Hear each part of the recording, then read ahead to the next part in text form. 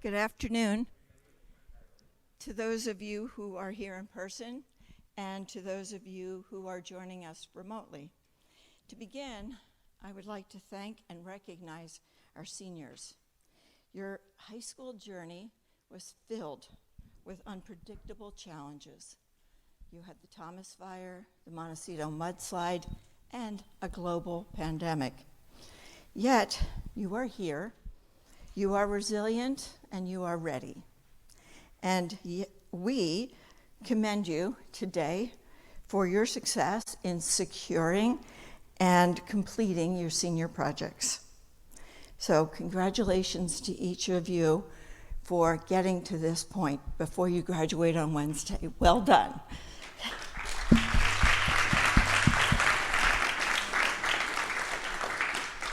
Now, to begin, I'd like to thank the team of people whose efforts helped to make this day possible. It does take a village.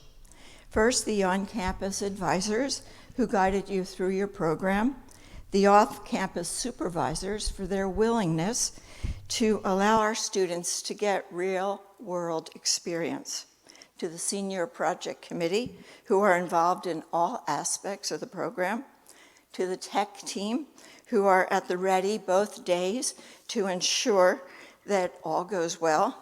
So thank you to all, and to the parents for giving us your amazing kids. Now onto the presentations. Senior projects are a long-standing tradition at Laguna in which our seniors, once they've completed the AP exams, attend the prom, they depart campus, although this year Ms. Pointer pointed out to me that they did all that at the same time this year. They did their senior projects while completing their AP exams and attending the prom. So thank you, Ms. Pointer. So they enter into an internship of their own choosing, which they devote 60 hours. They prepare and present the speeches you'll hear today, and they write a final reflection paper.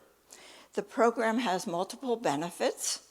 It provides students with real-world experience, which often lead to summer jobs or future college internships and/or letters of recommendation.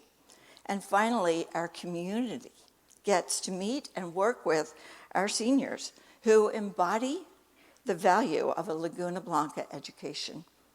Today, we will hear from 15 seniors, each of whom will have 5 minutes to speak, which will be followed by a Q&A, so please ask them a question or two. Don't be shy, they're prepared. And please silence your cell phones, sit back and enjoy, and join me in welcoming our first speaker, Alex Bates.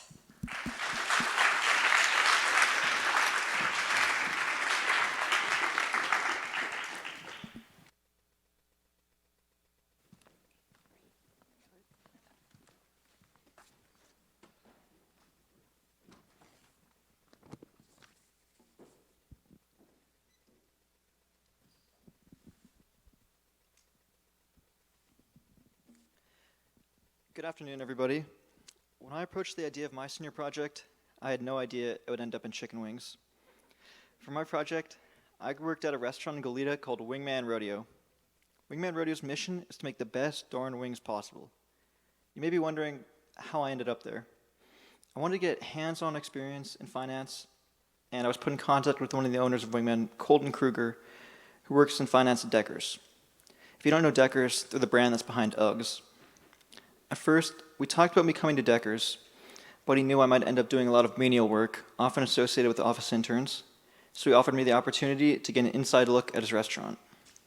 During my time there, I became acquainted with various aspects of owning and operating a relatively new restaurant. It is often said that more than half of all restaurants fail within the first year. Thankfully, Wingman opened their doors early last year in Milpas, so I wasn't learning any bad habits from an unproductive example. In fact, the location I was at in Goleta was recently opened in April, so I was able to get a first-hand look at all the wrinkles presented by expanding one's business. Such wrinkles might include training new employees, obtaining inventory, and decorating the restaurant. Margin Edge, the software used to keep track of every purchase and order, was a vital part of one of the first assignments I had. To upload an invoice to it, all you have to do is take a picture of it. It keeps track of purchase date, cost, size, and vendor where the item was purchased from. I used this program to primarily find what goods were purchased, when they were purchased, and what their cost was as part of an assignment that I had. Wingman Rodeo makes all of their own sauces and condiments, from buffalo to honey mustard, and it was my task to find out how much it cost to make each one. The work was detailed and required lots of attention. It consisted of reviewing invoices to calculate how much each unit of each ingredient cost to purchase. Then, because most of the recipes only kept track of the volume of each ingredient, I had to weigh a cup of many of the ingredients because they were sold by the pound. After that, I only had a little bit of dimensional analysis to do, but this sounds a lot easier than it was. The math consisted of countless ways to get tripped up, and it's quite expansive because some of the recipes consisted of dozens of ingredients. When I was on my project, it made me appreciate the hard work and long hours involved in operating a restaurant. Most of the cooks and back-of-house employees don't speak any English. Most of them work multiple jobs in a city with an extremely high cost of living. I'm certain that coming to the land of opportunity is not as easy as it sounds, especially when you do not speak English. Yet they showed no signs of the difficulty and were extremely hardworking. The internship also taught me a great deal about marketing. The price of chicken is volatile, and currently it's pretty high. Did you even know there's a chicken wing index that tracks the price of wings? Since wings are not particularly profitable, other items are promoted instead, such as pulled pork sandwiches, burritos, and salads. Another tactic I observed was the addition of fries to each entree. How would you all feel if you paid $10 for a chicken sandwich with no sides? You'd feel as though you're getting ripped off because you can just go to Chick-fil-A and go in for less than half the cost. The addition of fries raises the cost by $2, but the restaurant makes more of a profit on the fries, and the customer also feels as though they're getting more for their money. It's a win-win for everybody.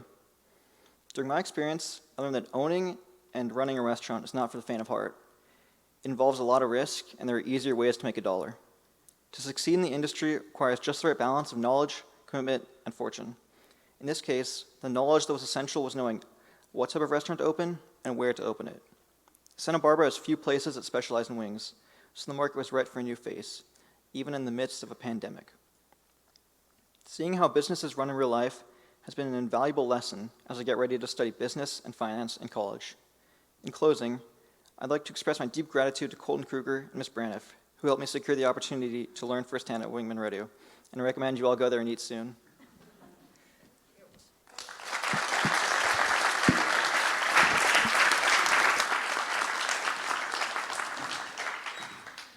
Thank you, Alex. Are there any questions for Alex?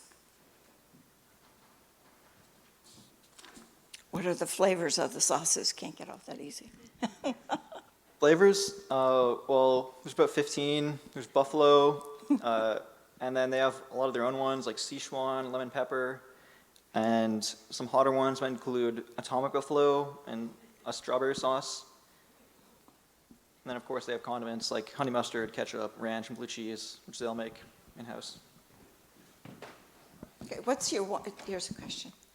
Are the wings fresh or frozen? Well, they buy them frozen, and then, the cooking process is you put it in a vacuum sealed bag and you boil it in water. The term is called sous vide, and then they layer it with sauce and they fry it. Hey, Alex. What was your favorite part? Like, what was your favorite thing that you did in your project? Well, I'd say just like sort of sitting in on the meetings, because there were 3 co-owners there, and they each had their own opinion, and just getting like sort of a perspective on that. And like when they asked for my input, I thought it was like pretty cool, because like I might have like a real say in like the growing of a business or development of it. So I quite enjoyed that. Okay. One more question? Did you give any free food to your friends? Some discounts, maybe like 15, 20%. All right, thank you, Alex.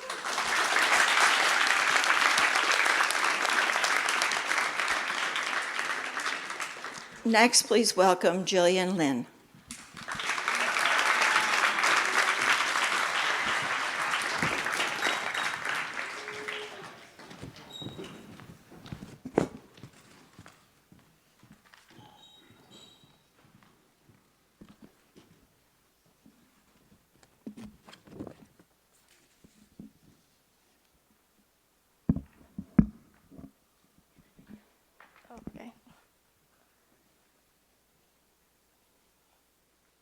then I have a presentation. Oh, got it. Okay.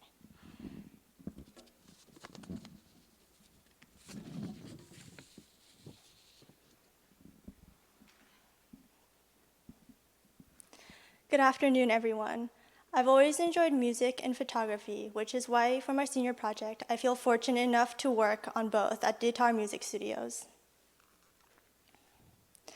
I have been taking classical piano lessons since I was little, and I thought this would be a good opportunity to learn more about what they do and to improve my playing.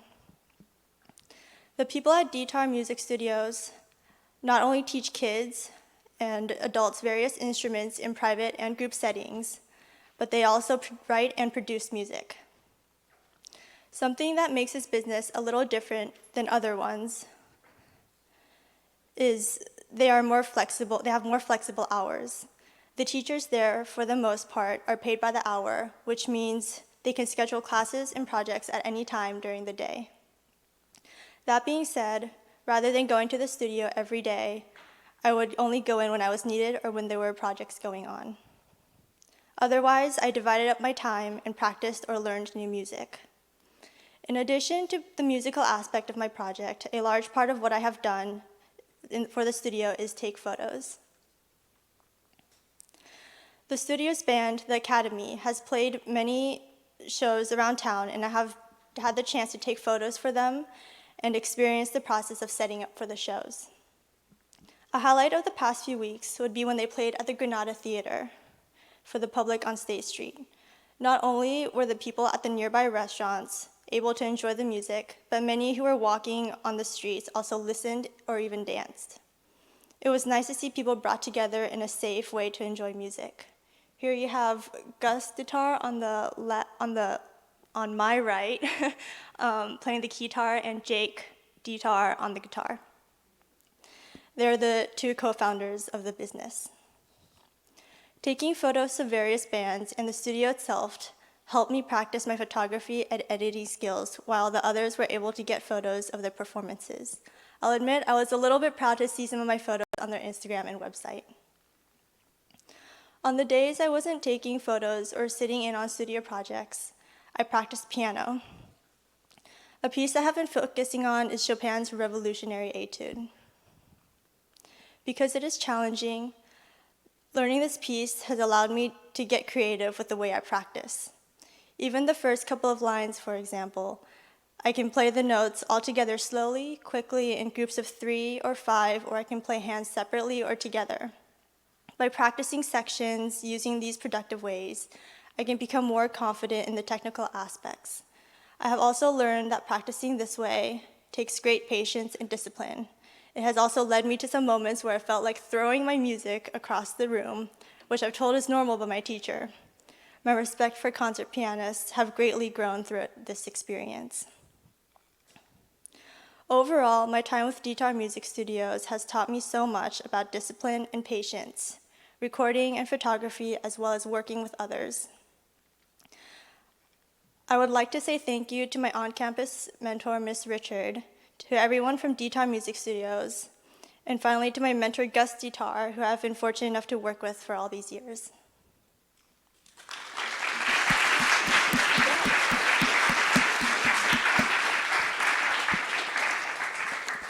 Thank you, Jillian. Questions?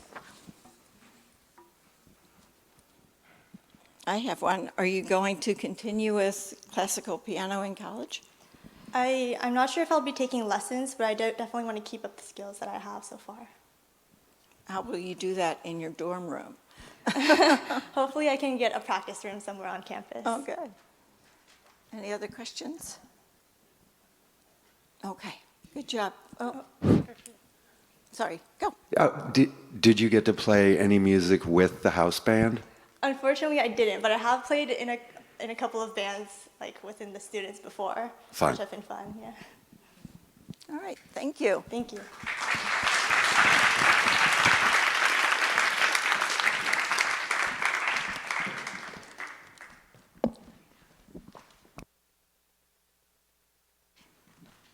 Next, please welcome Devin Hernandez.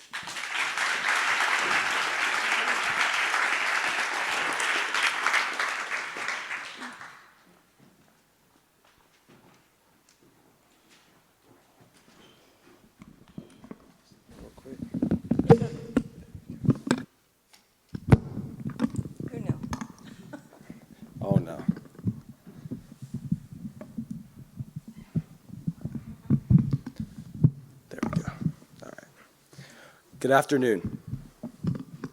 Jeez. All right. Good afternoon. Today, I'm going to talk about what I have learned to evolve as an athlete. For a minute, picture yourself as a little kid and dreaming about what your future may hold. What seemed the most exciting for you? What seemed the most important? Were all constant thoughts. For as long as I can remember, I always knew I wanted to be a part of the sports industry, one way or another. My constant desire to understand the body, figure out mind to muscle connection, and emphasize the importance of recovery have all benefited me as a student athlete. As the senior project approached, I knew exactly what I wanted to do. Luckily, this town is filled with physical therapists, so it was not difficult to find a place that I fit into perfectly. For my senior project, I had the opportunity to experience the beginning field of my passion. I was an intern under Anthony Ramirez at The Edge Fitness. The Edge Fitness is a local business focusing on sports performance through preventing injuries and specializing in rehabilitation. Anthony started and has been working independently for the past 11 years as he made a goal for himself, stating, "I want to and I'm going to work for myself." The philosophy behind his occupation is to try to get you out of there better than before and also to keep training as a supplement to help with everyday life. Now for a little background on Anthony. Anthony fell in love with the sports world in high school and could only picture himself following that field of work, even if it wasn't professionally. He picked up coaching jobs left and right, was on and off the field, but wanted to continue and further this. Being so strong mentally only made it easier for him, as he's an extremely hard worker who is more passionate about helping and achieving goals for his clients. His determination makes everyone want to work harder in and outside the gym. For the 3 weeks that I worked with Anthony, I learned the importance of growing both mentally and physically by identifying problems and overcoming them. As every one of Anthony's clients have had or have an injury, the focus is to heal and create strength where it is needed. As every day was a learning process, I really wanted to explore various aspects of this job to figure out what I'm most interested in and most talented in. It turns out that I'm most interested in learning and teaching correct physical technique, and that I have a knack for being able to talk to people. The first few days, there wasn't much I could do besides listen and take notes. That being expected, patience was key.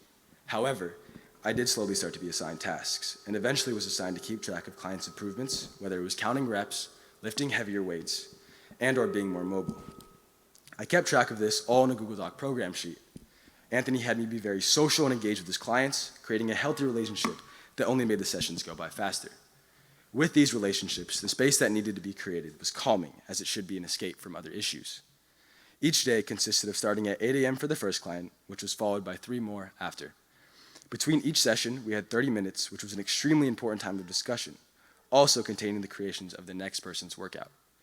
The second week, I focused on 2 projects, a plan to rearrange the gym and prep to instruct warm-ups. For the first one, it was pretty tough to imagine change after seeing the gym before when everything was in its correct place, but I had to think outside the box. Figuring out the importance of safety through placement, experiencing the gym as if it was my own, and also collecting feedback from clients with their likes and dislikes, which all benefited the experience. As no one should ever get hurt in the gym, the fluidity had to be perfect. Led to taking every single thing out of the gym and seeing it empty, then slowly we're putting need B. As efficiency was a constant thought, I put the conditioning equipment, heavier weights, smaller equipment, etc., all in its designated area to create the most space possible, which was lacking pre-change. Bringing back the second task with instructing warm-ups definitely was nerve-wracking due to the fear of messing up and putting someone through it and causing injury, so I had to overcome that rather quickly. Almost all warm-ups were different, as everyone was on a different level. For example, Stuart was one of the older clients that I got to work with, and his warm-up consisted of breathing techniques, light conditioning, rotational work, and mostly floor exercises. I learned how to adapt to clients and really go at their pace, being in tune with their level of fitness. With the final stretch finally approaching, as the third week concluded, the requirements that I put forward were gladly fulfilled. I finally got to run through a full session with one of Anthony's clients. Afterwards, I not only felt the certainty of how much I love to help people, but experienced my own personal growth. Through this project, I learned the importance of preparation, organization, and confidence while instructing others. Overall, my internship at The Edge Fitness was a great success. Not only did I learn a lot about the importance of correct habits, but I also learned many useful skills along the way. I realized through this experience that I am less interested in sports performance and more interested in rehabilitation. Thank you to Ms. McHale, Ms. Stieber, and Coach Ramirez for the opportunity and all the support. Thank you.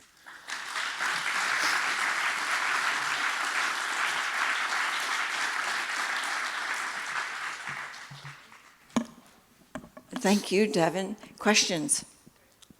Oscar. How much of an athlete's recovery do you think is mental as opposed to physical? I mean, to be honest, I would say it follows each other at the same time because, obviously you're injured and mentally that's going to be tough seeing that, like where you were before and then what you have to, achieve, I guess. So that's all really pretty much the same, at least for me.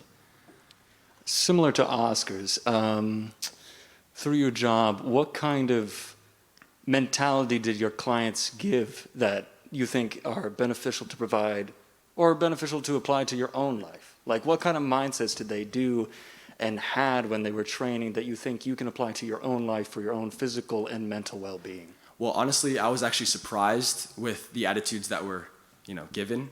For me, I've been injured before and I've gone through certain things. And for me, it was tough. And for them to do it without, complaining or doing any of that was just really surprising.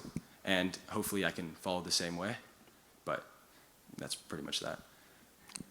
Thank you, Devin. Good job. Thanks.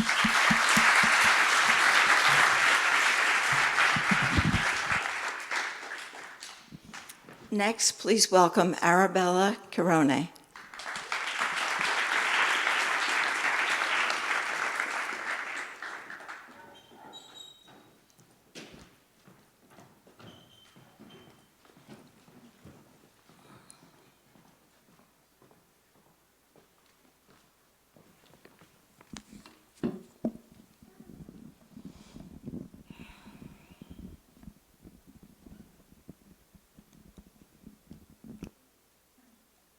Good afternoon, everyone.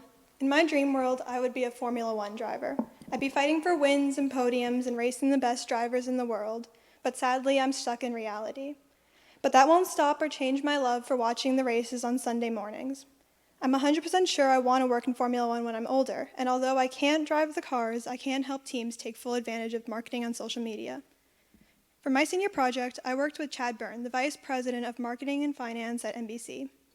Because I did my project over Zoom, there wasn't much I could do for him. Instead, he gave me an introduction to the marketing world. Going into my senior project, I had very little knowledge about marketing and assumed it was almost all alike. I didn't realize all the different types of marketing and how important each of them are. For the first week of my project, I researched different ways Formula One has marketed races in the US.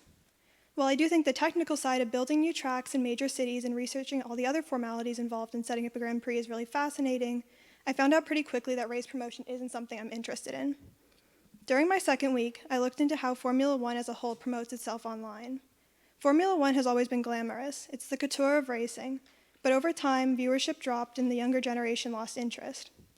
While the world became more and more digital, F1 struggled to adjust. A major reason for this struggle was Bernie Ecclestone, the former CEO of Formula One marketing. He had no interest in bringing in young fans and using social media to promote the sport. In 2017, there was a major change after Liberty Media bought Formula One for $4.6 billion. Instagram, Twitter, and YouTube accounts became active and lost their previously corporate feel, which allowed fans to stay engaged during the off-season and helped draw in new fans. Not only did they completely revamp their social media accounts, but they also made a deal with Netflix to film behind the scenes of race weekends. The show Drive to Survive had a major impact on increased viewership in the past few years, especially among young people.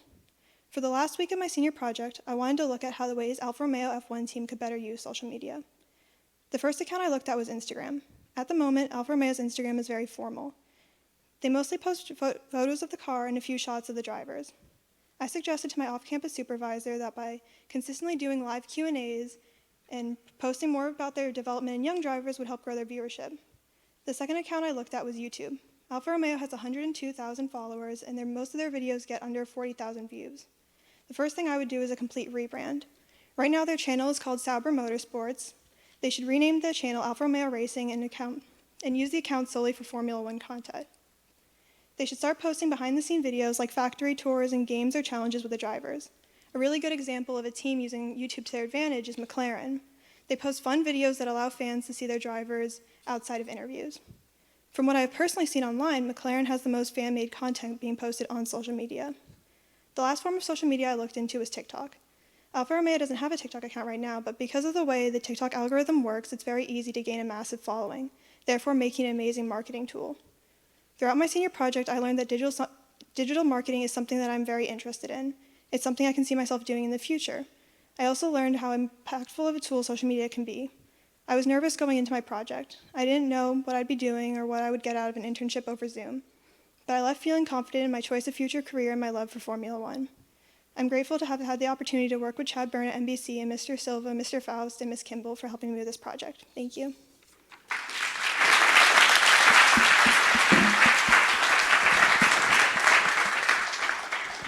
Thank you, Arabella. Wow. Questions? Thank you, Ms. Stieber. Thanks. Just a quick question. Why do you like Formula One compared to NASCAR?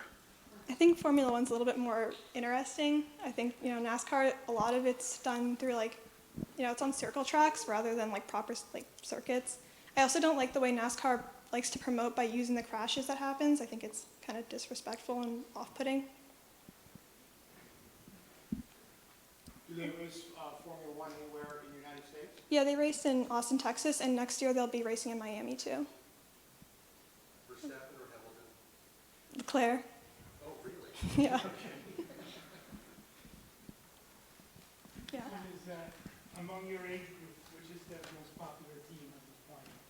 Probably McLaren or, Ferrari.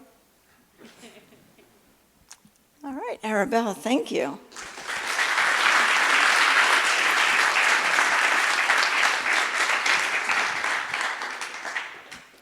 Next up, we have Lucas Chen.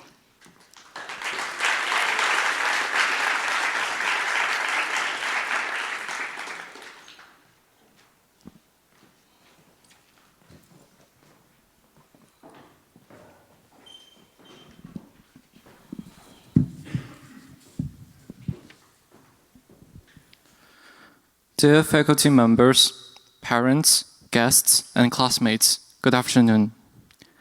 Neuroscience has always been my academic interest, and in the future, I wish to start my own biotechnology enterprise to develop treatments for neurological disorders.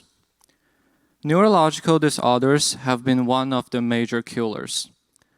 The probably most famous example, Alzheimer's disease, was the cause of 3 million deaths in 2019 in the world.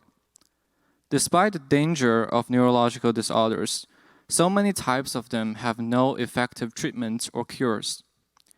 The reason for this phenomenon is because the brain is hardly fully understood in the science world.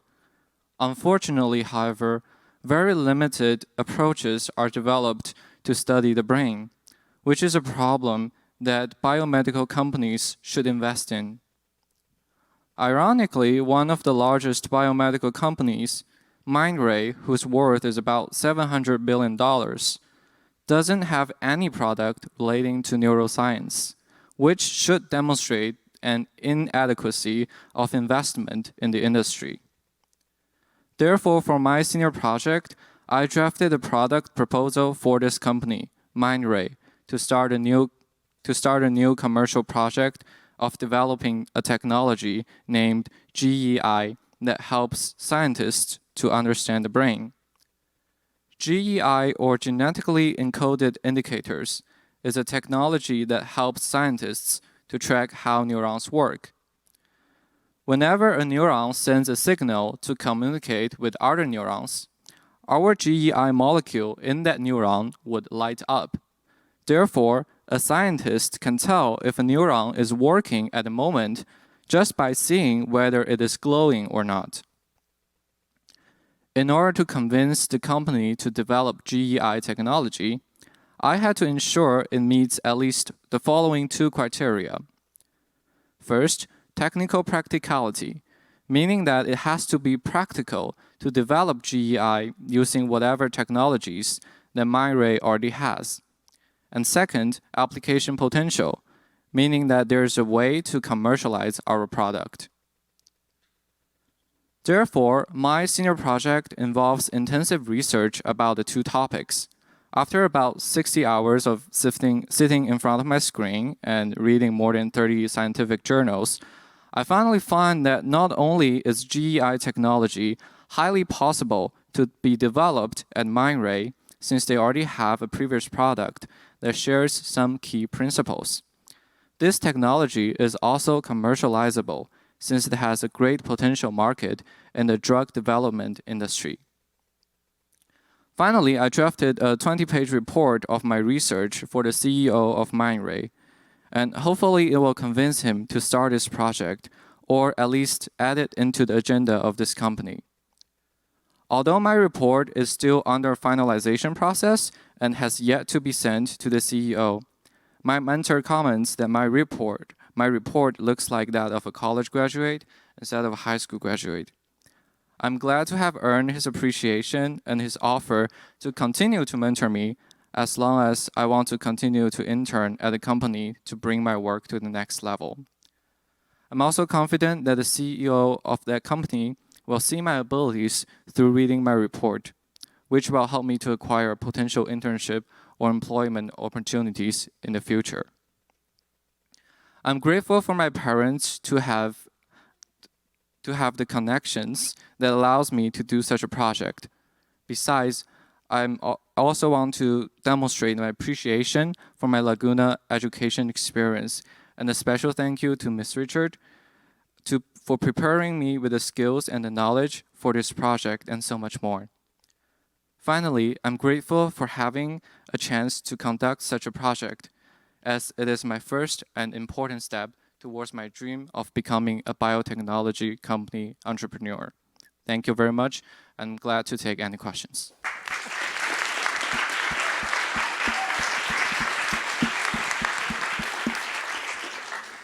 Thank you, Lucas. Congratulations on your first step.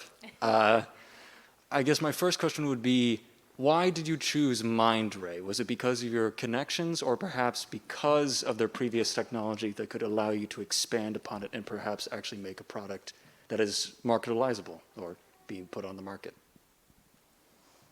Very good question, and actually both of the factors have been the reasons why I end up with this company.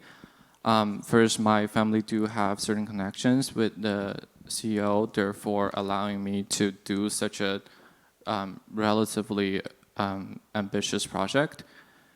Besides, they have a previous technology named CLIA, which also uses biomarkers that can glow or emit lights, which becomes a precursor or which will prepare this company to develop the new technology for neuroscience. And as I mentioned, this is a very large company that has a very large market share. So I think if any companies in China is most likely to develop this technology both successfully and use it on a large scale, I think this would be the one. Do you have a follow-up question? I do indeed. Yeah. Follow-up question. Observing the field of biotechnology, what year would you say, this is just an approximation, that would be able to see these kinds of products that you are designing in the future, and how much would that change the world? So GEI technology has already some applications in the biomedical world, and I think the most recent use could be in drug development, i.e. we know that testing a drug would unfortunately require animal models. And in order to investigate how their brain changes or how the neurons repair themselves under the drug that's developed, we need this technology to see the inside of their brains. Future application of this technology could potentially include inpatient diagnosis, i.e. testing if a patient has certain type of neurological disorders, because this is much more accurate than the traditional technologies such as fMRI or PET. However, it has been a very invasive technology, meaning that in order to investigate one's brain function, we have to actually put things into the brain, and that's against the protocol. And that becomes the breakthrough that we need to make in order to apply this technology in larger scales. And it's very hard for me to give you an estimated number of years in terms of how we make that achievement. But I would say that it is the direction to go, and it is very promising. All right, Lucas, thank you.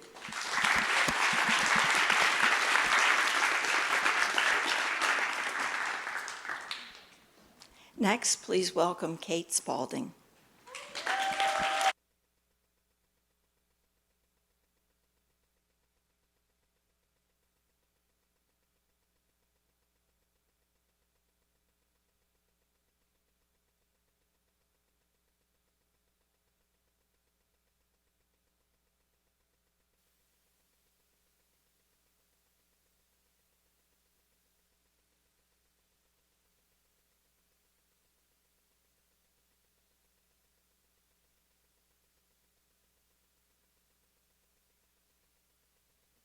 Flip the switch on the microphone.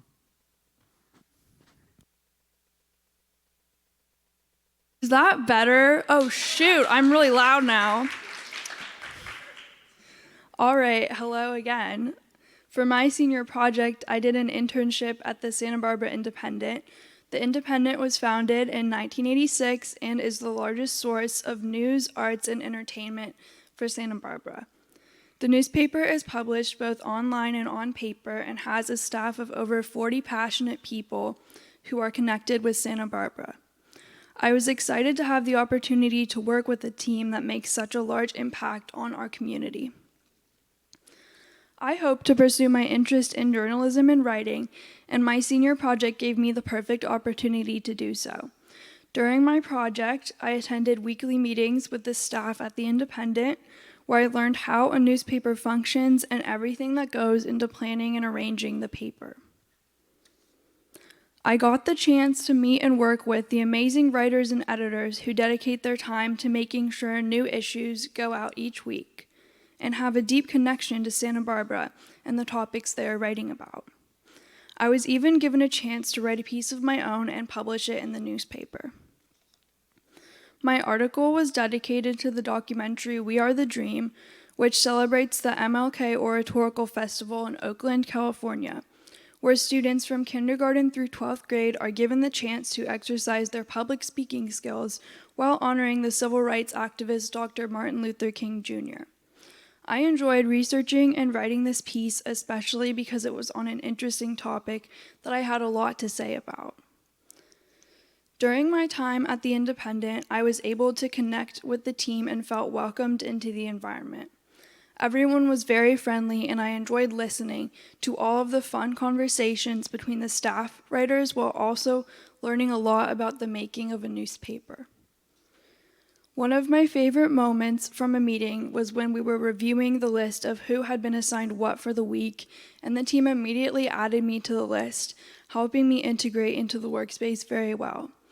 I felt confident that I could share my ideas with the world and communicate them effectively, especially with a platform such as The Independent.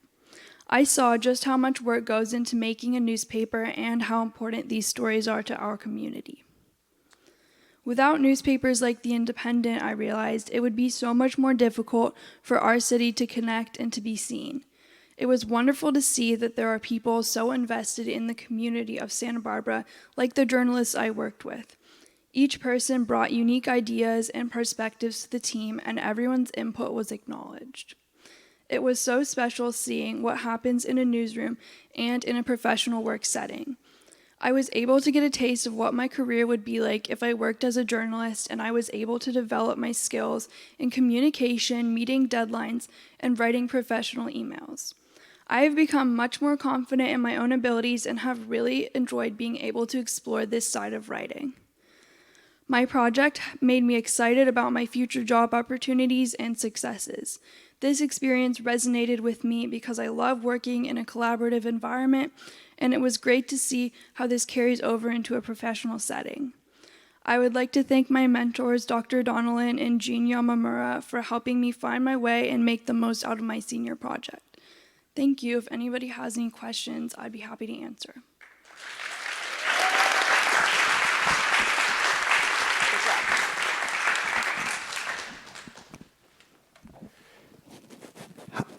Thank you. Questions? Hi, Kate. Hi. Ooh, this is loud. I know, right? print media has obviously been on the decline with the rise of online media in recent decades, I guess now.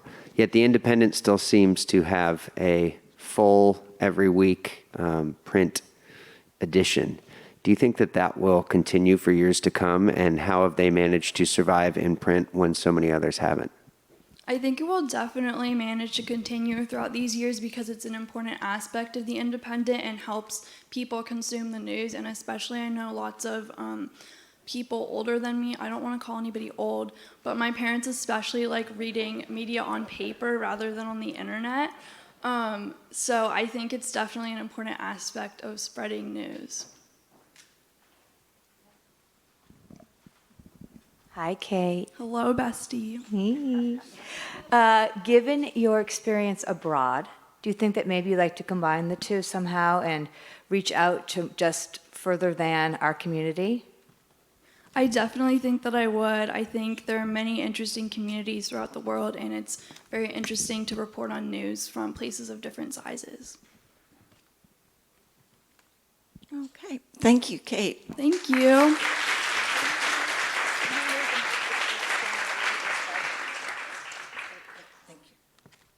Okay.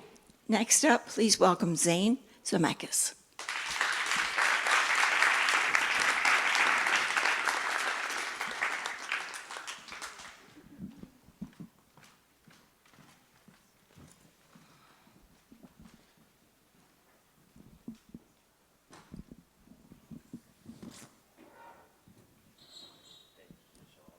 Yeah, you have a clicker right there.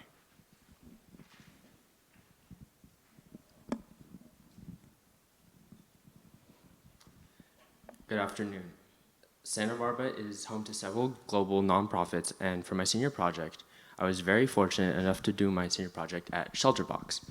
I was really interested in doing a project that has some aspect of marketing, and that is something that I'm interested in pursuing. After searching around, I was very fortunate that I got an internship at Shelterbox. Shelterbox has its United States headquarters here in Santa Barbara. To begin, I met with Carrie Murray, the president of Shelterbox USA. We discussed my project and my involvement. I explained how I was interested in not only learning about the charity and how they operated, but also about marketing the charity. Carrie Murray explained to me that Shelterbox helps deliver these shelter boxes to areas around the world where there's been disaster and people are displaced from their homes and communities. In each shelter box, there's equipment, practical tools, and utensils to help create the frameworks for everyday life. The contents differ depending on the disaster and the climate, but items such as solar lights, water storage, and water purification equipment, thermal blankets, and cooking utensils help start the process of creating a home. They travel to reach the most remote communities that have been devastated by disaster and provide aid. Some of the places they have sent aid to is the ongoing conflict in Syria, flooding in Sudan, 2010 earthquake in Haiti, the earthquake and tsunami in Japan. I then met with the Special Gifts Officer, Carrie Baptista, over lunch. She introduced me to a project that would be used to explain the charity and what they do for potential donors to help market the charity. It was a perfect project that would help me explore the areas that I was interested in. I worked on the map project. It explored the stories of individuals that shelter boxes helped. Each dot on the map represents a different person's story, and each of the dark green countries are different countries that shelter box is deployed to during disasters. Every day, I would go to the shelter box asset database and select stories from different countries and write stories for the map. I would research the disaster, the aid that was provided, and information on the specific individual I was writing about. I would then put together a short description of what the event was, gather some quotes and information from the individual who's helped, and create a short story that would then be placed on a map along with a picture of them. While working on the project, I learned many different and interesting stories about what these people have experienced and how Shelterbox was able to help them. All the stories were very fascinating, and the help that Shelterbox has created was very moving. I also learned, on the marketing side of things, the importance of telling a story and how it is important to connect with people. The map that I worked on will provide an easy visual way to show what Shelterbox has done and the importance and impact they have had on the world. Overall, this experience was really great. I not only learned about Shelterbox and their work, but I also learned how important marketing is to nonprofits, which was very fascinating. The project solidified my interest in marketing for the future, and I'm very grateful to Carrie Murray and Carrie Baptista for allowing me to do this great project. Thank you.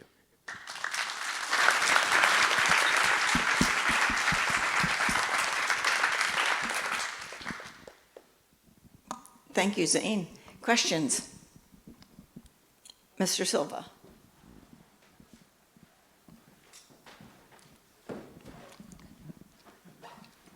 Was there a particular story that kind of stood out for you when you did the map project? I think all of them that I looked at and did were very interesting and fascinating. I don't know if I could pick a specific one, but I don't know. I thought they were all really great, and I enjoyed them all, learning about them all. What are they currently doing marketing-wise? Well, this is, I mean, they have their, their traditional, like, they have, like, all, like, flyers and stuff. This was just something for, it'd be kind of like a visual aid to help explain and show what they do instead of, like, oh, here's a 10-page thing you can read about, but here are specific things we've done and helped these people and how we've helped them and what they can do.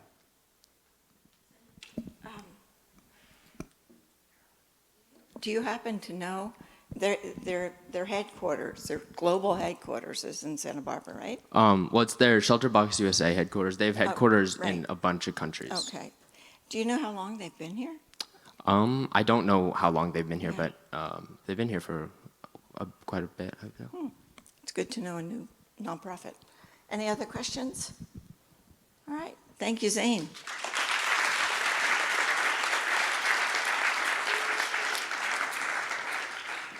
Next, please welcome Sinjin Garrity. Okay.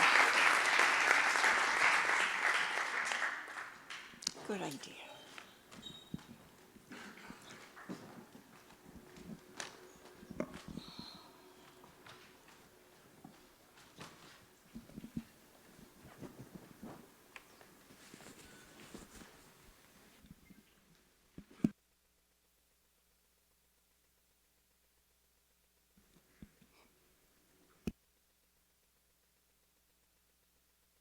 Hello.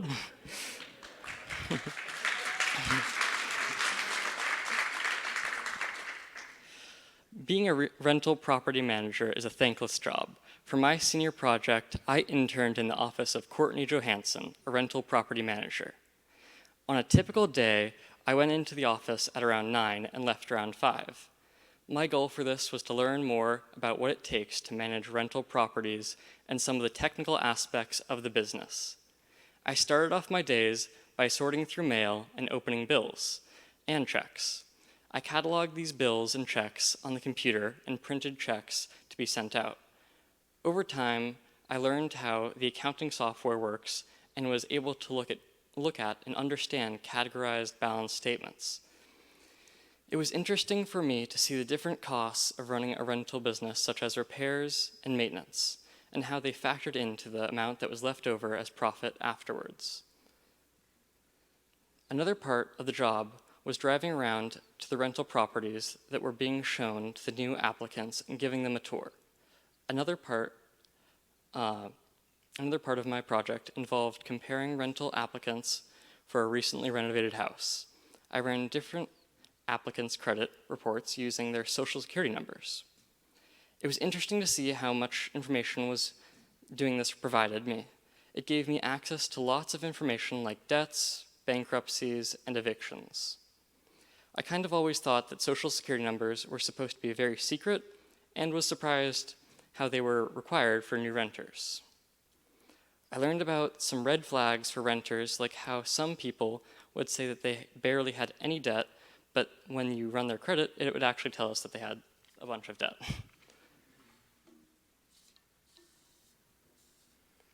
After this, we worked on filling out paperwork for the refinancing of a property. This process felt like it took a long time as we constantly had to send old tax paperwork and different verifications back and forth. It sometimes felt like a long line of telephone where the bank would tell a representative to tell us, to tell our boss that we need to give them something else. Another thing that we did with the bank was opening up new accounts for rental income from certain new properties. We also worked on submitting some plans for the city called ADUs, or accessory dwelling units, on a property. This entailed taking some pre-approved plans and reworking them to suit our specific needs at the property. It was an interesting experience, to say the least, dealing with a single tenant who was refusing to sign things, and even after signing them, would often write their own handwritten messages into the margins and cross out things they did not agree with in the rental agreement. I'm honestly not sure what the legitimacy of this is, but it felt very tiresome to deal with, and I did not enjoy it. Another part of the job was ordering things like appliances for newly renovated apartments. It was at this time that I realized I really have no taste for kitchen hoods, as I could not narrow down my 5 options based on aesthetics alone. I instead picked them based primarily on price and shipping speed. The job offers a surprising amount of autonomy for everything except the largest of decisions. You have the freedom and expectation to make your own decisions quickly without constantly asking the boss. I especially enjoyed the economics and accounting side of the job and wonder if I could study something like this in college. My number one takeaway from this experience was that working on the day-to-day small things can really give you a more detailed idea of what the larger job of real estate investment entails. From predicting market trends to refinancing to lock in low interest rates. It was all very interesting. I'd like to thank Courtney Johansson and Mr. Flores for helping me with my project. Thank you. Are there any questions?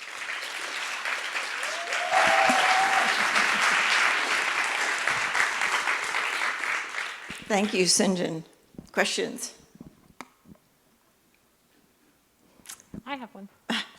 Sinjin, how tight is the rental market in Santa Barbara right now? Did you have trouble finding tenants? No, there are a ton of tenants. We had one place that there were so many applicants, and we really could pick who we wanted to stay there.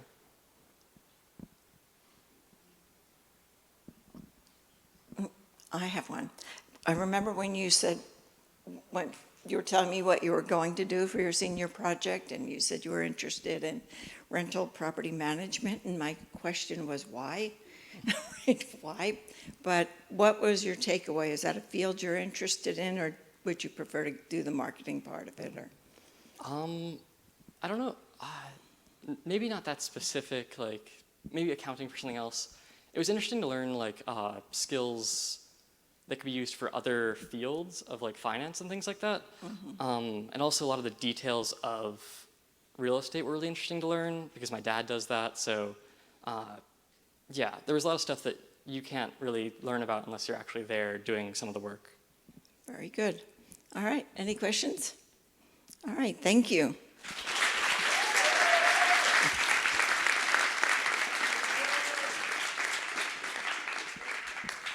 Next, please welcome our wounded, injured Daisy Feinstein.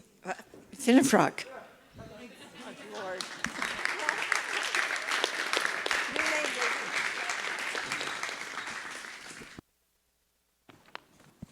Sorry about that, Daisy.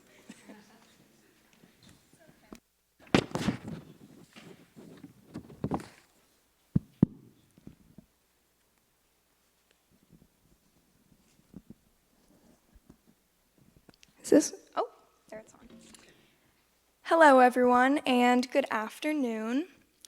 Ever since I was a little girl, I knew I wanted to be a doctor working in a big hospital. Now, I'd be lying if I said that was anywhere near the truth. The truth is, I am beyond afraid of needles and blood, and I struggled to pass the basic biology class. But somehow, for my senior project, I secured an internship at Santa Barbara Cottage Hospital. It was definitely outside of my realm of interest, as I'm going into college with an English major and have no desire to work on open heart surgery anytime soon. However, I wanted to gain a deeper understanding of a local and renowned institution that most everyday people never get to see the inner workings of. Day one, the Volunteer Services Department sat me down, asking what I wanted out of the 3-week period. I think they thought I had some experience in the field, but I just shrugged and said, "Place me wherever you need me." And they did just that. I got thrown in some scrubs and given a badge with my credentials and was sent to the ambassador program. Here, I would walk visitors and patients to and from parts of the hospital, deliver flowers, discharge patients in wheelchairs, and be a helping hand to the nurses. I was introduced to the entire hospital within hours, and my pedometer, which I was told to wear because apparently doctors like to track their excessive amount of steps, showed that I had walked about 7 miles that day. The day-to-day life at the hospital was thrilling. From hearing patient stories and having honest conversations with them, to sitting in the cafeteria eating frozen yogurt with surgeons, I loved every bit of the hospital employee life. Another favorite part was the sheer amount of frontline worker appreciation days, which I selfishly enjoyed as desserts would overflow our office. I was assigned more tasks in the following days, such as preparing surgical sanitization kits. I was responsible for packaging them and mailing them out to individual patients. After doing this work, my boss and I came to talk, and she discovered how much I loved journalism. She excitedly mentioned how they've been needing someone to write their quarterly newsletter. Happy to be able to step away from miles of walking a day, I began interviewing, writing, and editing this newsletter on my own. Every day, I'd walk around the hospital finding new story ideas, such as the Cottage Hospital scholarships, healthy summer recipes, and spotlights on dedicated volunteers. I collaborated with dietitians, the marketing team, and employees at Cottage to pull off this 4-page newsletter, which will be sent out to thousands of people in the community. I loved being solely responsible for this newsletter, and it became my favorite job while being there. Yet I couldn't forget my days at the Goleta Valley Hospital COVID Vaccine Center. The 9-hour days at the drive-through clinic, yes, 9-hour days, were truly life-changing. I was put in various positions to aid the vaccinators and people receiving their doses of the Pfizer vaccine. One day, I was a road runner. This meant that I would actively check up on the supplies of vaccine, fill them up, and redistribute. I also filled out vaccination record cards and handed out snacks and stickers to people. Another position I held was the check-in clerk. With over 2,300 appointments, I was on my feet standing for that full 9-hour shift. As the greeter to people in cars, I'd have them fill out paperwork, check their IDs, and give the rundown on what to expect. Eventually, I really got my stride and felt like a medical professional. A woman casually asked me if she should get the Moderna or Pfizer vaccine.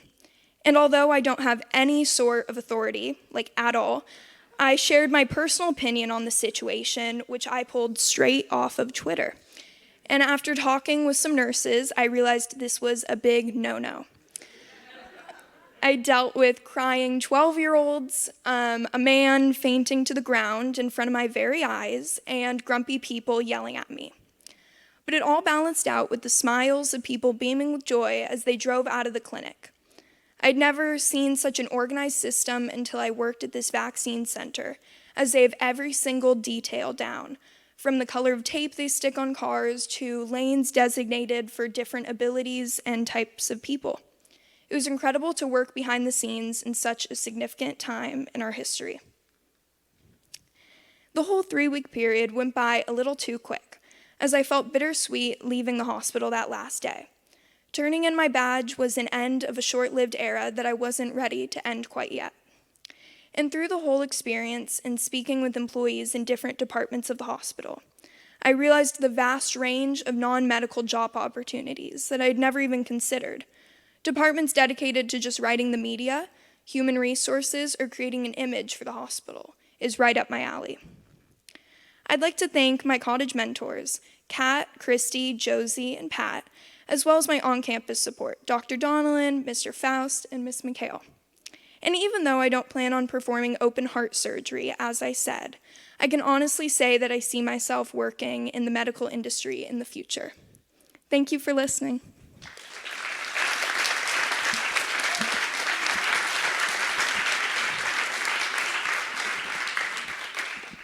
Thank you, Daisy.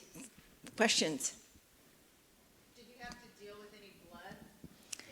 No, I did not, which was very good. I mean, they offered positions where I would be more in contact with blood and needles and everything, and I stayed clear of that.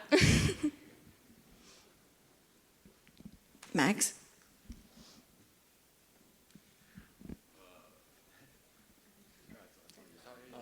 Oh, okay, sorry. Do you think in the future you would like to combine your work in the medical field so far and also writing, perhaps doing more of that media production and publication? Yes, I honestly think I can see myself doing that. I mean, I never would have thought that there would have even been journalism type jobs in a hospital, but I ended up really enjoying writing about medical things and not actually doing anything medical, but still being able to use my writing abilities. So I can definitely see myself returning to the hospital in a more media-based job. Any other questions? All right, thank you, Daisy. Thank you.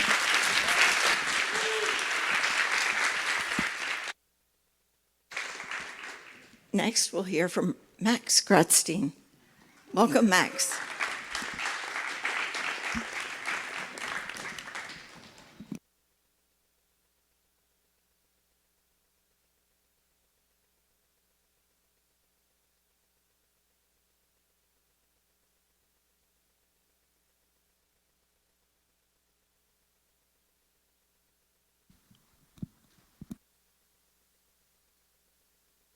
Okay, yeah.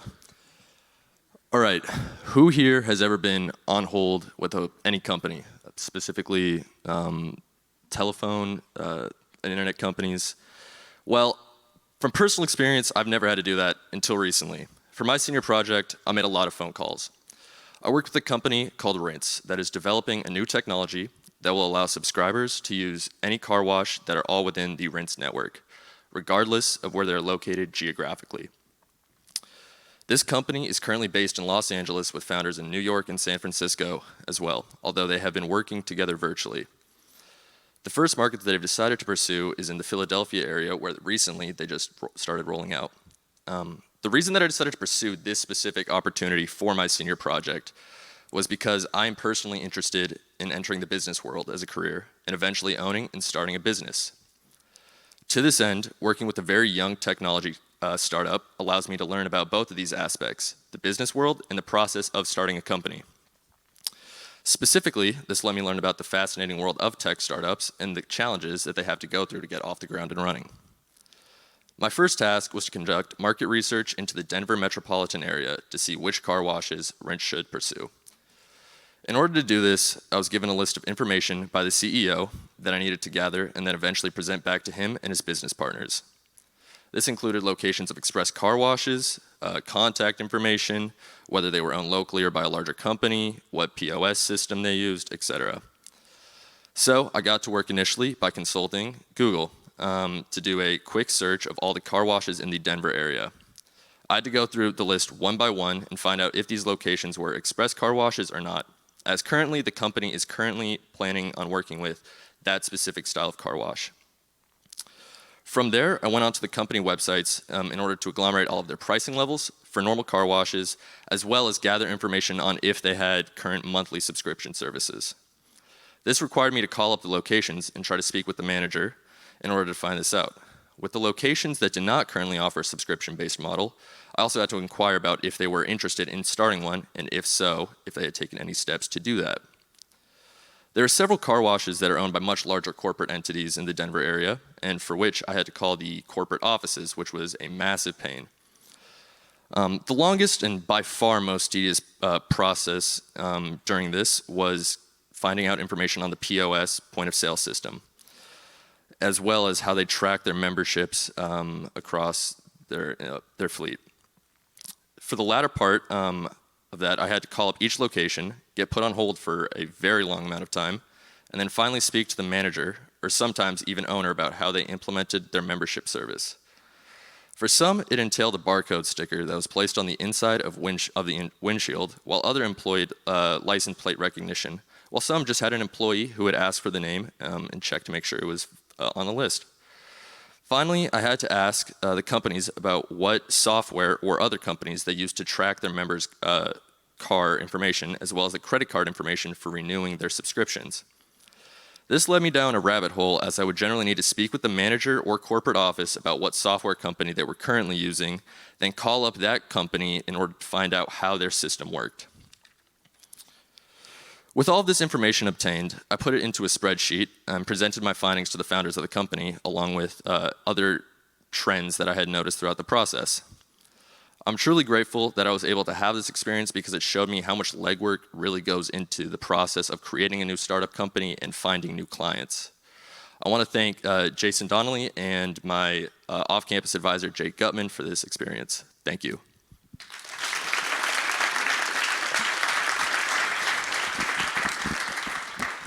Thank you, Max. Questions? Oscar.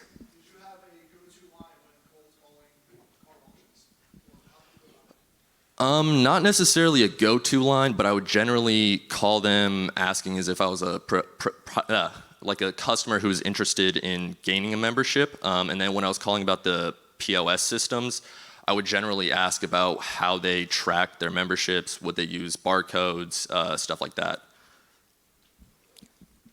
Max, what part of the project was most valuable to you as you go on to college?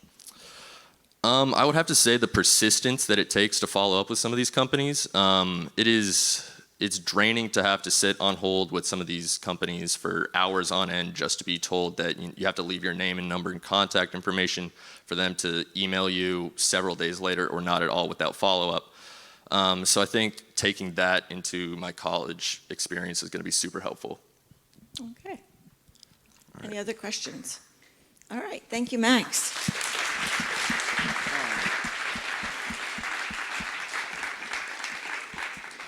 Next, please welcome Phoebe Stein.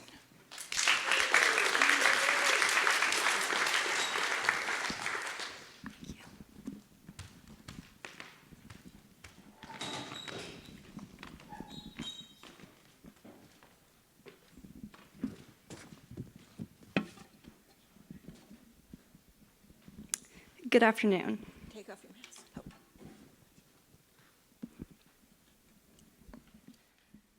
Good afternoon. I love the feeling of dirt underneath my fingers, of entangling wild stems, of having a fog-filled garden as the first thing I look at the beginning of a workday. When searching for a project to spend 3 weeks focused on, I knew I wanted something that would allow me to do more than just observe. I wanted to get my hands dirty. I certainly achieved that goal. I spent my senior project working at Fairview Gardens, a regenerative agriculture farm focused on organic and sustainable gardening on a community scale. Through the help of my advisor, Executive Director John, and the group of farm workers who I now consider both mentors and friends, I learned about the challenge of running a garden that acted as both an education center and a small business. My first week, I got to work with the education team.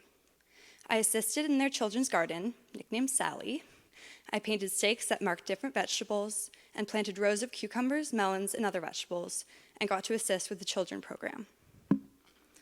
Now, I wasn't planning from the beginning to work with kids. To be honest, when John asked me if I'd be willing to do so in my initial interview, my yes was more hesitant than excited. I embraced the spirit of trying new things, however, and ended up working as a teaching assistant for multiple garden classes with local Santa Barbara kids, ages 3 to 6. After reading various books about a scheming rabbit and vegetable soups, singing the spinning song a dozen times, and filling up mini plastic watering cans more times than I could count, I realized something. I was actually enjoying myself.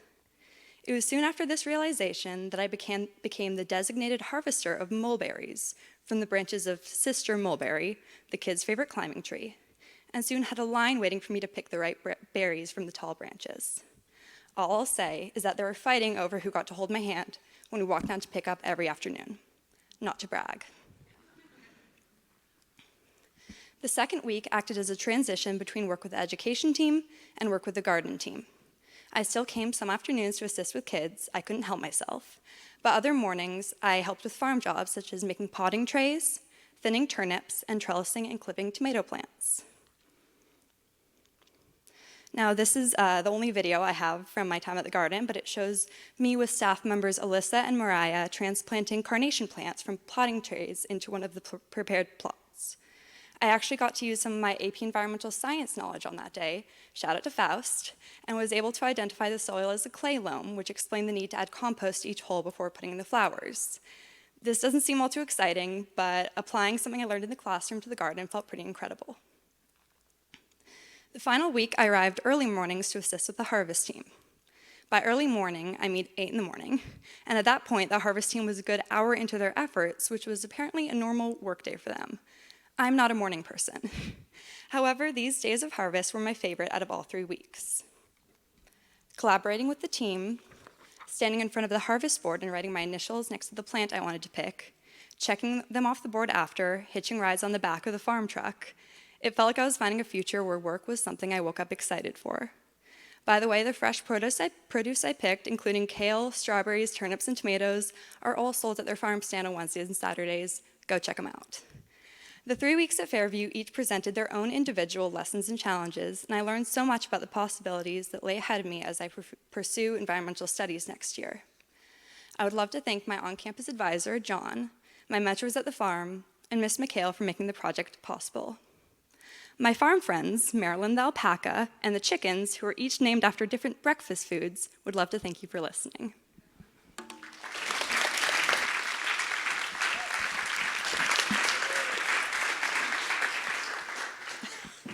Thank you. Thank you, Phoebe. Questions? Oh, okay. Was the purpose of this Was the purpose of this garden to sell what they grow, or is it to donate? Is it to have people get involved in the community gardens, or what kind of purpose did it have? Yeah, so they're multi-purpose. So there's an entire education department. They do after-school programs as well as a summer camp, which will be going all summer for kids from ages like 4 to maybe 10 or 11.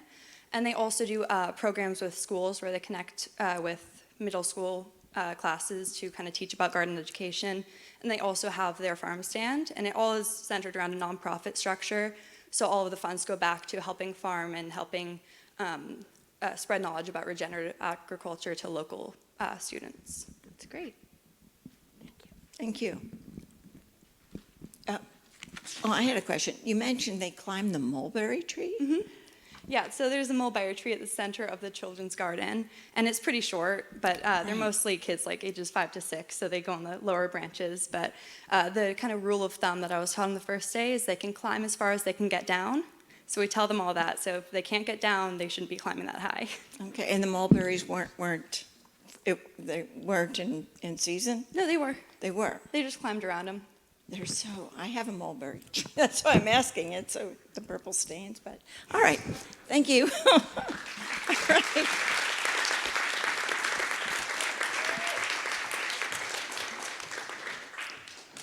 Next, please welcome Gus Sabino.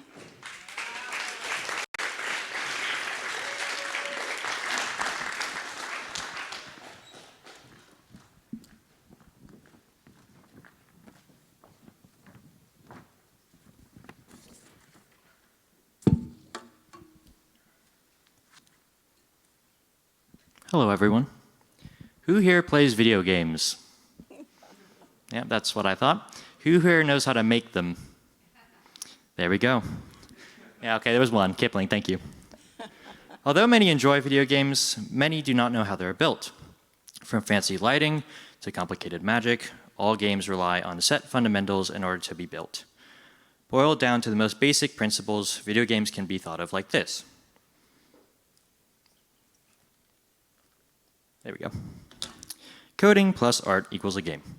For those who don't know much about coding, or more specifically in the context of games, coding acts as essentially a list of commands.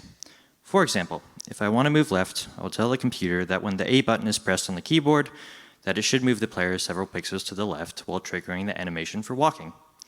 The art works in a somewhat similar manner. It can be thought of as how the commands are represented on the screen. As in, if I hit the jump button, the player should look like they are jumping. By combining these two principles, one is able to create a game. Due to the extremely short time frame that I was able to work on this game, keep in mind, Most games are made over several years and require the work of many people. I decided that I would split my project into 3 one-week intervals. The first week was dedicated entirely to brainstorming. As you can see on the left, my very initial ideas from the game involved a 2D spaceman with a gun that would jump around the environment shooting robots. Pretty complicated. Although that simple visual brainstorming was nice, the second image is where I decided how everything in the game might look if it was in my art style. Although the final product of the game was done using pixel art, using a highly detailed piece of art allowed me to get the feel for the game and some ideas on what the environment might look like. After these 2 steps, I eventually went on to converting everything to this pixel art style, as you see on the right. Which brings me to week 2, the art phase. After developing the style of the game and how I knew it would function, I began working on these things called tiles for the game, which is what you see on the left. Unfortunately, during my first pass at making the art for the game, I actually messed up on the sizes for all the art pieces and had to redo them, which was about a week of progress. Fortunately, I was able to solve that problem quickly, but it goes to show how easy it is to make mistakes in game design. After designing the tiles, I had to make something called a sprite sheet. A sprite sheet allows the program to sort the player's animations into really simple cells. By giving the program an entire sheet of player animations, it is able to tell the game what to display when using certain commands. Finally, and certainly the most difficult part of the art design, was the lighting. Unity Engine, which is the game engine I use, is known for its incredible ability to light scenes. After hours upon hours of research and implementation, I was able to create lighting in the game that was able to interact with each other. But I'll circle back to that in a second. The final stage of this project was the coding phase. Unreal is unique when it comes to coding because it uses 2 different types of coding. On the left is the visual code, i.e. you put the blocks together, and they represent how the code works, and on the right, the developer is actually able to code commands in C++, which is a coding language. Due to the incredibly specific skill set required for the visual code, the journey on how to use these blueprints, as they're called, was an adventure not only for me, but also for my mentor, and through this project, we were both able to develop an understanding for the visual coding aspect of the project. All these steps eventually culminated in the final game. So here's a look at Reno. Not gonna lie, I don't know how to play it, but it's supposed to be a YouTube video. Oh, one more time? Okay. There we go. So yeah, all the art was actually developed by me. The only thing that I didn't do on my own was the coding. That was a lot of YouTube videos. But every animation you see, even the wall jumping, the lighting bouncing off each other, was all done by me.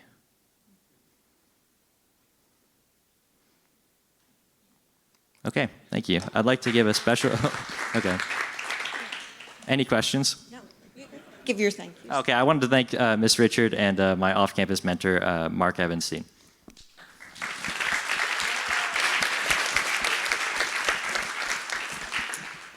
Thank you. Any questions for Gus? What was the most exciting part of the process? I think the initial brainstorming week was a lot of fun. I've developed a few games, but I've never done the art aspect of them, just the coding aspect. So brainstorming how I'd link the art and the coding together was pretty fun. Hey, Gus, going forward, do you think the art or the coding, what aspect do you imagine yourself doing? Well, really, the coding side I think is going to be where I go more toward. But if I worked at like an indie studio and not a AAA, doing both would be a lot of fun.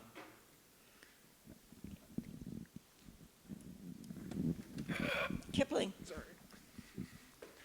What are the greatest challenges in developing a game? The mistakes. I didn't mention, but yeah, so I messed up on the art, so that took a while, but also when doing the lighting, I thought I broke everything, so I started the game 3 times over, which was actually kind of a mistake on my part because it was just taking a while to load, so it wasn't actually broken. Oh, jeez. So that sucked, yeah. Did you explore any of the performance aspects of making a game? Meaning like lighting or like graphic usage? Like data usage. Oh, not so much, not really. So in terms of the code, did you like have a lot of, say, I'm trying to rephrase this. So did you like spend a lot of time doing that and like make it all from scratch? Or did you pull the classic computer science trick of steal from the example code? Kind of, yeah. It was a lot of YouTube tutorials. The coding, I'm just not well versed in like the blueprint stuff, so I didn't really know what was available to me. So, yeah, that was YouTube. That's the best strategy. Thank you. Violet.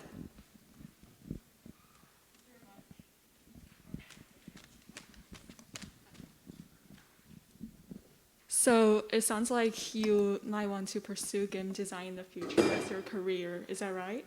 Yeah, I'm going to major in I'm that. just curious why, how you made that choice. Like, is game design to you just code with art?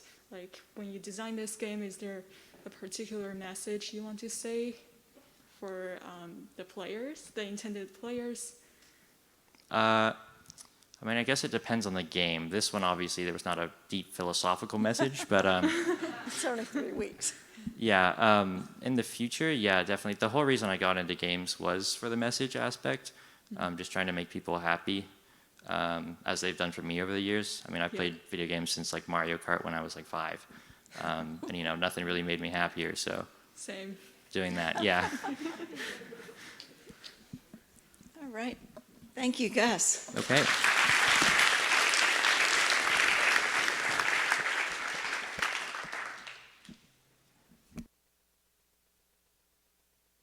Next, please welcome Oscar Hugle.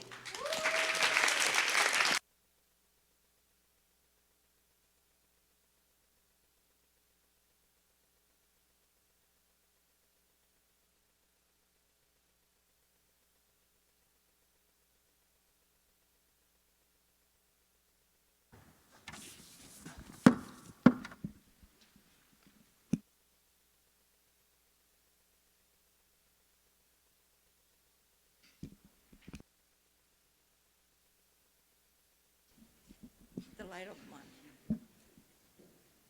on. Hello. Ooh, okay. All right. Good afternoon, ladies and gentlemen. I hope you're all doing well. My name is Oscar Hugle, and for my presentation, I worked at Tablas Creek Vineyard. Oh, this? Cool. Okay.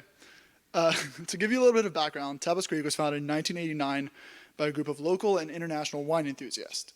The culmination of the Haas family, a local family very well versed in agriculture, and the Perrin-Beaucastel family, two French winemaking giants from the Sud-Rhône region, along with other investors, came together to create this beautiful vineyard in the late 80s.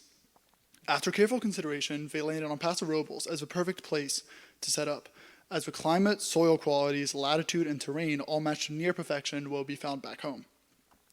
Tabas Creek, since their inception, has consistently scored highly in the Parker Wine Index, frequently hitting high 90s, and is now considered one of the upper echelons of Californian and American wines. Their meteoric rise to success, however, is not purely a stroke of luck. In 2017, they became the first regenerative organic certified vineyard in the United States. For those unaware, that means they do not need to import anything to maintain full production. Tablas Creek is entirely self-reliant. This was a key reason as to why I reached out to them for my internship. Their environmentalist brand is something I can appreciate and led me to think that it would be a perfect place for myself.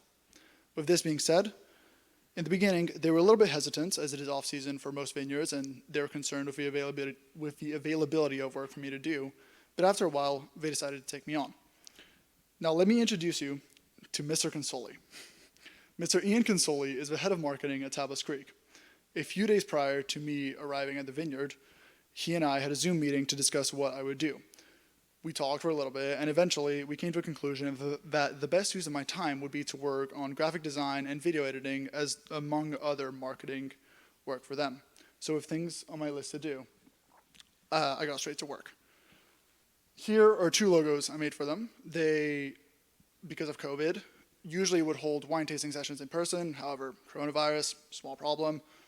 They now do it online. So if you sign up for it, they send you a crate of wine, and then a week later, you arrive in a Zoom webinar and taste along with someone guiding you through it. And they needed someone to make logos for them, so here are two of the mock-ups I made.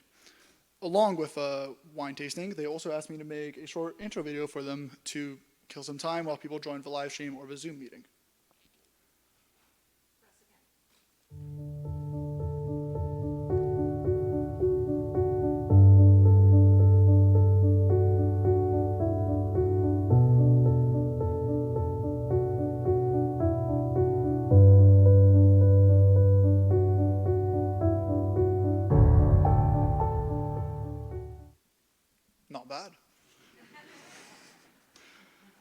There are more variants and differentiations of things like that, more logos, more videos, a 30 seconds, 45 minute, 2 minutes, so on and so forth, but you get the idea.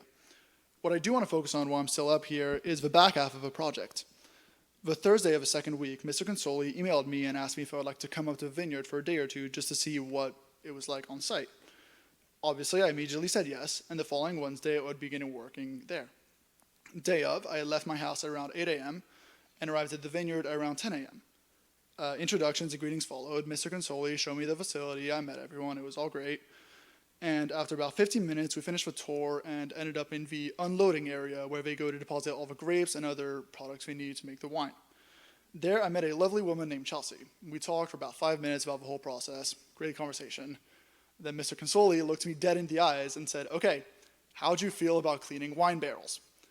In a moment of pure naiveness, I looked at him and went, "Yeah, okay." And so, for the next 3 hours of my life, I would be cleaning the aforementioned wine barrels. To give you a quick rundown, the wine barrels get forklifted out of a storage facility. You then need to flip them over, slide in a pressure washer, flip them back over, slide in a steamer, flip them over one more time, give them a cold rinse, and flip them over again and put them back to where they were. This whole process, if you're very efficient with it, takes about 8 minutes per barrel. There were 18 barrels. You can do the math. It was a long morning. The wine barrels also let out this orange, muddy, silt-like substance that I was described as being very cool. Personally, I disagree. And it did not fare too well on my white shoes that I wore there, thinking I would not be cleaning wine barrels. Very unfortunate. As much as I'm joking about it, it was a very pleasant experience. Having spent the last 2 weeks and most of high school doing very critical thinking and mentally intensive work, it was refreshing and weirdly relaxing to be able to just turn off my brain and go fully autonomous for a while once I get into rhythm of things and not really think about the task I have at hand. Now, I'm running out of time, so I'll keep this short, but in the time we do have left, I would like to give a few thank yous to the people that made this possible. Firstly, thank you to Tapas Creek as an organization for taking me in. Thank you to Mr. Grant McNaughton, who I don't believe is here right now, for dealing with me on a daily basis from the school side of things. Thank you to Mr. Consoli for dealing with me on a daily basis from the vineyard side of things. And thank you to Chelsea, Troy, and Jason for showing me different sides of a vineyard and how to work them all. And finally, thank all of you for coming today.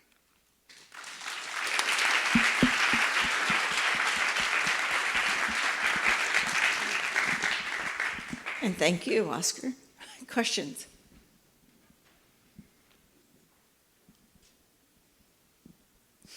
Okay. I was going to ask that too. Considering I am not of legal age to consume alcoholic beverages in the United States, I did not get to taste any wine. Good answer. Not tell us the truth.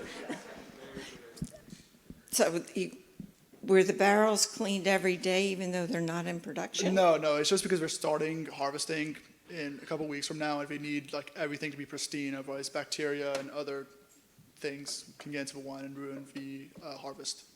Okay. Any more? Any more questions? Please. The winemaking's very competitive. How are they doing as a business, and what are the big challenges?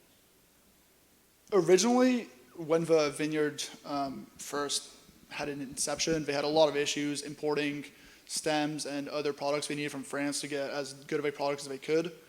But since then, like, they've just been doing great. Like, I don't think I've really had any issues since the early 2000s, more or less, in terms of production and quality control. But getting over that first hurdle, they've been great since.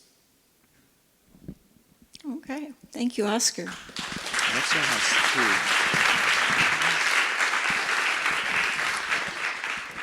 two. And now we will welcome a pair. We have Annie Gabler and Sophia Webster coming.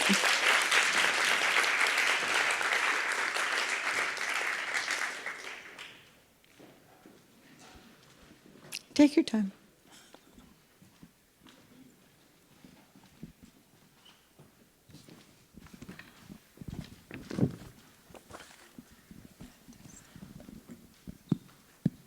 Okay, it's on. It's my, Okay.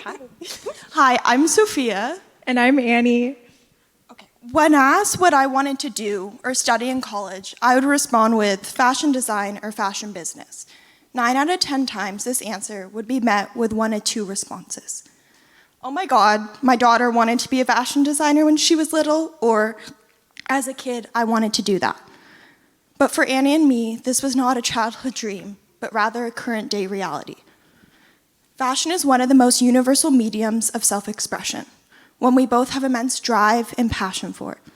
We both wanted to find a project that would enable us to bridge our intellectual curiosities with our creative pursuits, which is why we began our first project together last year.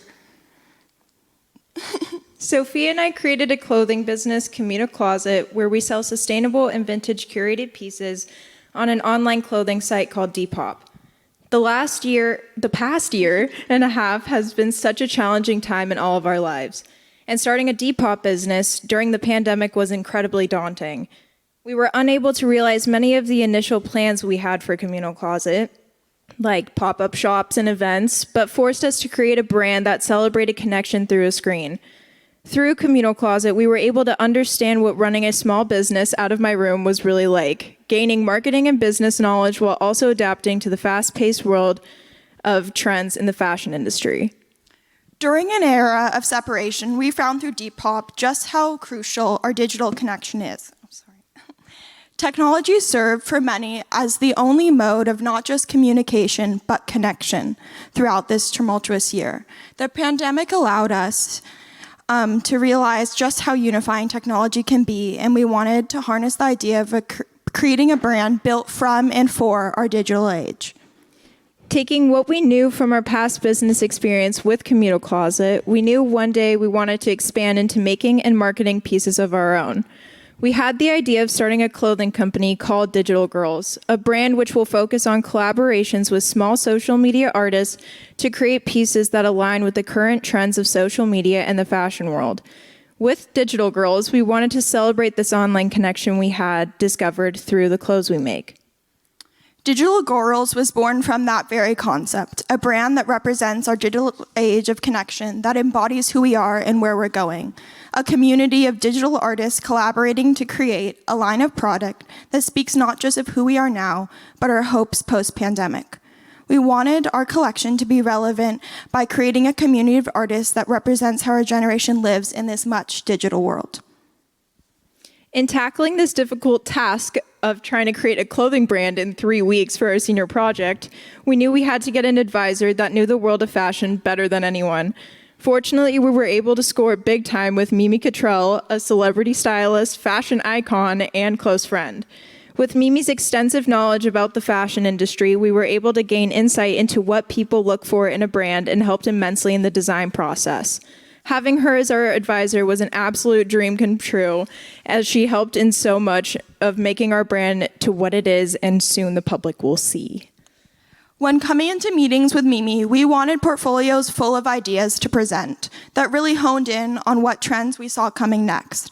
Annie and I dedicated countless hours to creating boards, looking through timeline repetitions in fashion, and exploring WGSN, one of the largest trend forecasting networks only available to large corporation brands, which we were lucky enough to gain access to. Social media also played a big role when it came to curating color stories and silhouettes. We wanted to choose not only something we would wear, but every digital girl would. With our newfound appreciation for digital connections, we wanted our brand to celebrate small social media artists whose art inspired us and our designs. Reaching out to these artists was so fulfilling and helped make our pieces so unique and special to us. It was so cool to be able to convey an idea and design and see another person's interpretation of it in their own way and artistic vision. These artists created graphics that will go on our pieces, all printed and designed to celebrate our creative collaboration through the clothing line. I have always been completely enthralled in fashion design and even strongly considered studying design at Parsons in the fall. So when going through the design process, we picked easy silhouettes or similar, sets which are quickly becoming our generation's uniform of choice, hats that are summer staple, and materials used in unconventional ways. We would run sketches and I would quickly mock up samples and construct and deconstruct ideas until we found what we love. One of my highlights is when we got our first sample of hats in, which we were both in shock that we actually had real tangible products in our hand. We would literally run around her room in them while continuing working on mocking up more designs just out of pure excitement. I thought I knew a lot about the mechanics of the fashion world and the business practices within it, but as I began the first steps of my senior project, I was shocked at the amount of time and effort that must be made to focus on even the smallest details. The whole design process came easily to us as we knew what we wanted to do, but the process of turning our visions into reality was challenging. Designing was easy, but trying to figure out how to get fabrics and samples that fit our idea of what we wanted was extremely difficult, as I had to make connections with large manufacturing companies that we thought could produce our designs. Our hope was that we could find the right fabrics, sample shirts, and hats that would fit and look the way we had envisioned. When it came down to deciding fabric for our swimwear and other sets, we wanted it to be different and follow the same idea of digital artists collaborating with our designs for the digital girl. Annie and I wanted to employ trends that we had forecasted, but in an original and authentic way. Collaborating with artists, as Annie mentioned, allowed us to have a diverse perspective on what our interpretation of a digital girl was. So we were able to find an online platform that worked as a hub for graphic print designers, when you customize print and size and fabric type and work with them to create. Anne and I probably searched through about 10,000 different designs before finding the 8 that we really loved and then condensed from there. The custom fabric samples came in, and from there our similar samples are now in production of our top 4. In today's day and age, social media and fashion go hand in hand. Social media has allowed fashion to expand in so many ways, but in our case, we specifically focused on the social media influencers as a way of promoting our brand and the pieces we make. Reaching out to influencers was definitely a challenge, as we tried to make business connections with people who I had never met face to face, which was a little awkward and difficult as we tried to convey our brand's ideals and the pieces that would consist in it. The entire marketing process in fashion has been transformed as these widely diverse influencers with large groups of followers on social media platforms are able to convince avid customers as to which designs and products they should buy and wear. In the end, it was rewarding talking to these influencers who are just as passionate about fashion as we are. We have received our first round of samples and continue every day to get more of our designs in. It's all good. Get more of our designs in. This has been one of the most rewarding experiences, as we actually get to see our work come together and our creative passions come alive. We are so excited to launch our pre-order mid-July to the public and can't wait for all of you to see. Thank you. Thank you.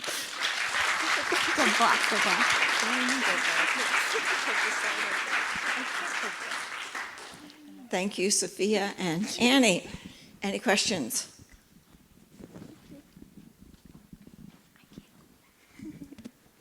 Great job.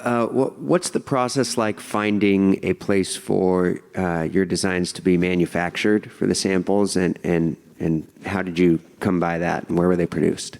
So we went through a lot of cold calling, cold emailing manufacturers, because obviously we weren't running samples of 200, which is normally what you're going to get at large corporations. So it's working with Mimi is helping us with connecting us with smaller distributors, and then also just some seamstresses that are helping with the initial samples that we're getting in right now. And then we're looking especially for the hats, which are doing embroidery. We found through lots of research online people that do runs of around 50, which is a lot more feasible and easy for us when we're doing our embroidery work with them.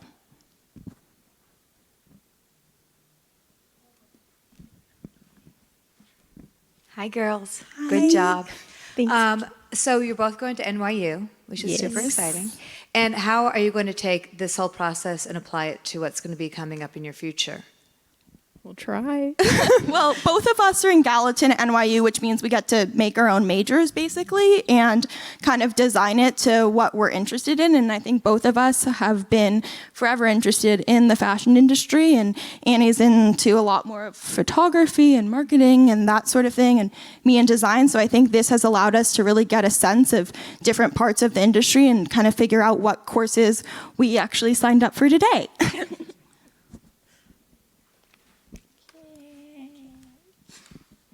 I think Oscar has a question. Oh, okay. Oscar, did you have your hand up? Well, we'll see. We told you we're sending you a PR package of hats, so that's going to be on the way to you, so don't worry. Okay. Thank you, Annie and Sophia.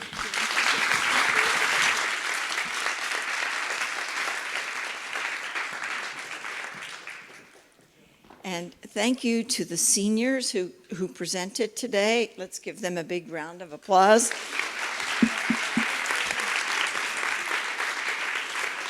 Good job. And we have two other speakers who I invite to the lectern. We have Rachel Stein and Kendra Sabino, who have something to share with our senior class.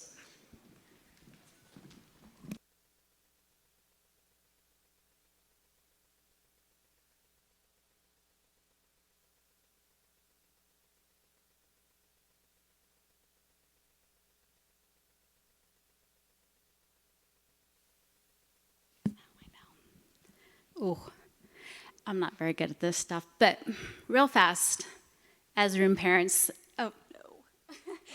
We both have done it so many times, but this year was special because it was a pretty crummy card or hand to be dealt at your senior year. So the two of us thought of many things to try to make it a little bit better for you. And with the help of Jack Stein and your parents, we have something special to leave you with. Do you want to sing it? Okay. No, I just want to thank everybody who helped get everything organized and helped us with everything. And you guys, the senior class, I've known you for a long time, some of you since preschool, and it's been a great journey. And congratulations and good luck with your future endeavors. I know you're all going to kill it and do really well. So enjoy this little thing for you. I concur.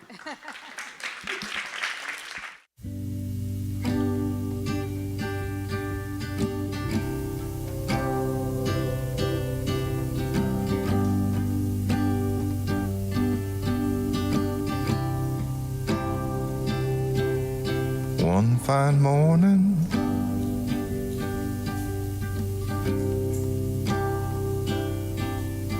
I'm gonna ride out.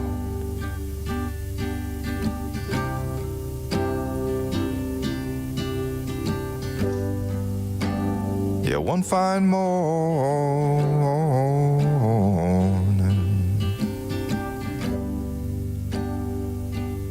I'm gonna ride out.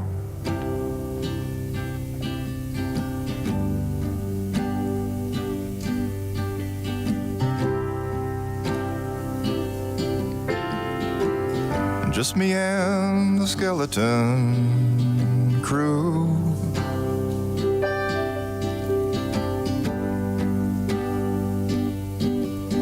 We're gonna ride out in a country kind of silence.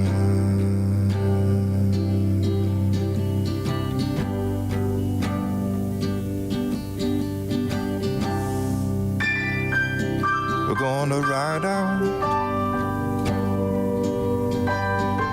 in a country silent.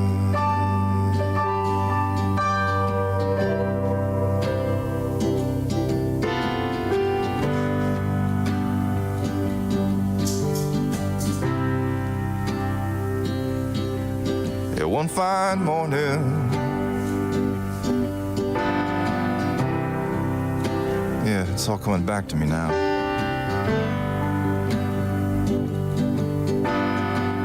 My apocalypse. My apocalypse.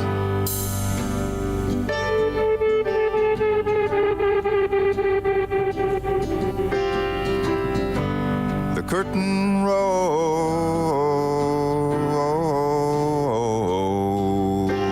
and burned sun. Yeah, the curtain rose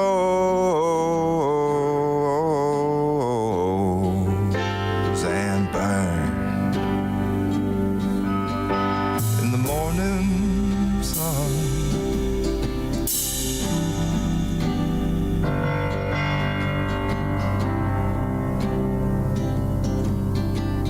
and the mountain.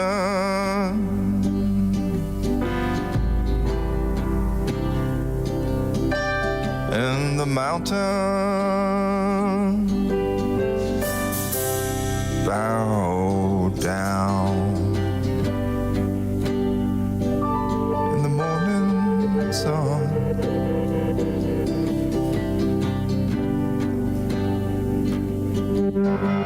Like a ballet